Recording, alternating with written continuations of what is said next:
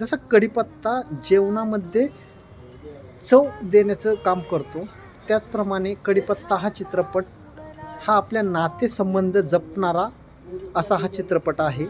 Picture संपेपर्यंत मी खुर्चीला खिळून राहिलो आणि माझ्या डोळ्यातसुद्धा 2 अश्रू आले. काय कारण नव्या जनरेशनला ही एक धडा आहे की काही मुद्दे नसताना छोट्या मोठ्या गोष्टीसाठी ह्या थरापर्यंत गोष्टी जातात, तर जीवनातून विलग होण्यापर्यंत. परंतु एकमेकाला समजून घेतलं तर संसार तर सुखाचा होतोच, परंतु आयुष्यसुद्धा सुखाचं होतं. आत्ता जी तरुण लग्नाची पिढी आहे त्या लोकांनी जरूर बघायला पाहिजे.